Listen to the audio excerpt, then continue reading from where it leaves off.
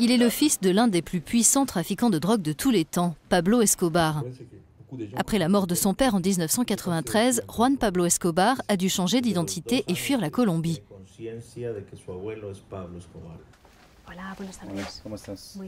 Refusant de suivre l'exemple paternel, il veut porter un message de paix et de réconciliation à travers le monde. Lors de sa visite à Lyon, le fils du fondateur du cartel de Medellín a dressé pour Euronews le portrait intime de son père. Juan Pablo Escobar, bienvenido a Euronews. Juan Pablo Escobar, bienvenue sur Euronews. Pendant longtemps, vous avez choisi de garder le silence sur Pablo Escobar. Ces dernières années, vous avez écrit 2 livres et participé à la création d'un documentaire sur votre père. Pourquoi avez-vous besoin de parler de lui aujourd'hui? Je crois que j'ai le droit de le faire, parce que je suis son fils, l'un de ses proches, et que j'ai accès à tant d'informations et de preuves sur sa vie passée. Il me semble que l'image de Pablo Escobar a été utilisée pour raconter des choses sur lui qui ne sont pas vraies. Comme je suis son fils, il me revient d'assumer le rôle de dire la vérité sur Pablo Escobar. Ce n'est pas une vérité qui est à mon avantage, c'est plutôt le contraire. C'est une vérité qui donne à mon père une image très négative, encore pire que ce que l'on montre de lui dans les séries télé ou dans les films. Beaucoup de gens le comparent à Robin des Bois, et d'autres, tout aussi nombreux, le voient comme un trafiquant de drogue sans scrupules. Qui était-il en réalité? Cette comparaison avec Robin des Bois vient en fait de la presse. Ce sont les journalistes qui ont qualifié mon père de Robin des Bois. Il a mené des projets sociaux que l'État ne voulait pas assumer. Il a fait bâtir des logements, des hôpitaux, des écoles et des centres sportifs que l'État n'aurait jamais construits. Et ça lui a valu beaucoup de sympathie dans les couches populaires, qui se sentaient particulièrement abandonnées. Cela lui a garanti une impunité et une protection pendant de nombreuses années.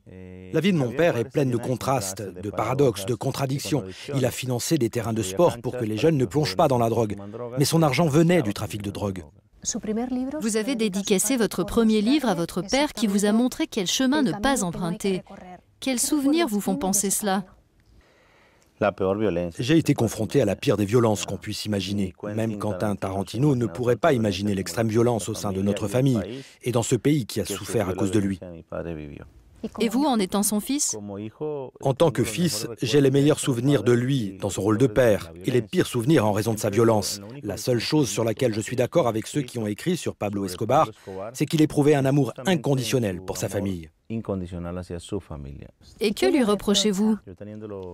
Quand il était en face de moi, je lui ai dit des milliers de fois que je n'aimais pas les bombes qu'il faisait exploser, qu'il kidnappe des gens, qu'il commette des meurtres, parce que je savais que la violence qu'il déclenchait se retournerait toujours contre nous. 3 ans après la publication de votre livre, voyez-vous des changements dans la manière dont le personnage de votre père est perçu? Il y a un déséquilibre évident entre la vérité derrière son histoire et la fiction que des gens veulent vendre au public sur la vie de mon père. Et ils y arrivent particulièrement bien grâce à un seul ingrédient, la glorification.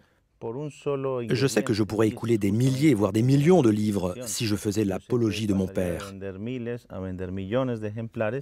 Je crois que ce serait une très mauvaise chose de m'opposer à ce que des gens racontent des histoires sur mon père, puisque je fais la même chose.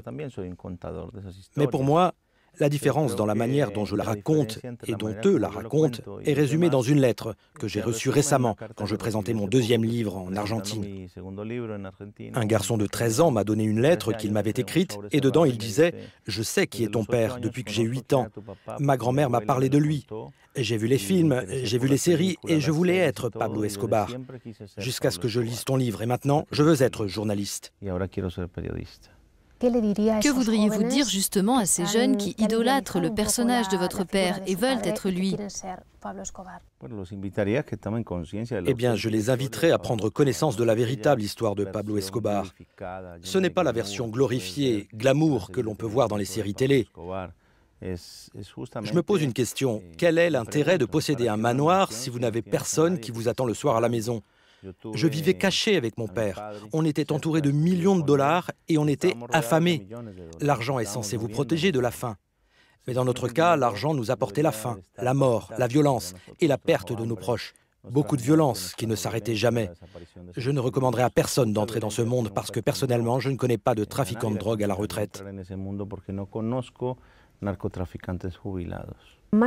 Plus de 20 ans après la mort de Pablo Escobar, la production de cocaïne et sa consommation augmentent. Qu'est-ce qui ne marche pas dans la lutte contre les drogues ? La lutte contre les drogues est perdue par chaos depuis des décennies. Elle est perdue parce que, clairement, la prohibition a un effet pervers. C'est la meilleure propagande pour inciter à consommer ces drogues illégales. Et derrière cette prohibition, il y a un immense business.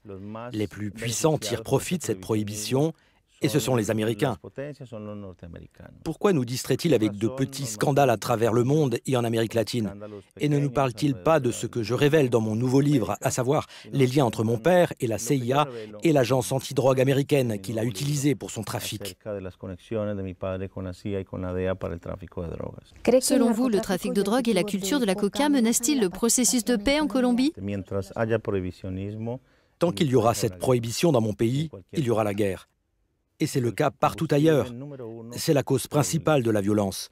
Je crois qu'il est temps pour les pays du monde entier de commencer à envisager la possibilité de déclarer la paix aux drogues. Car on ne résoudra pas ce problème avec des fusils mitrailleurs, parce que ceux qui ont les plus gros fusils mitrailleurs, ce sont les trafiquants de drogue. Cela passe aussi en grande partie par l'éducation. L'éducation, c'est l'arme la plus puissante que l'on puisse trouver pour s'attaquer au problème de la drogue. Je ne peux imaginer un enfant plus exposé aux drogues et à leur consommation que je ne l'ai été personnellement dans les années 80. Mon père m'a tellement bien instruit sur ce sujet que je n'ai pas osé essayer la marijuana avant l'âge de 28 ans.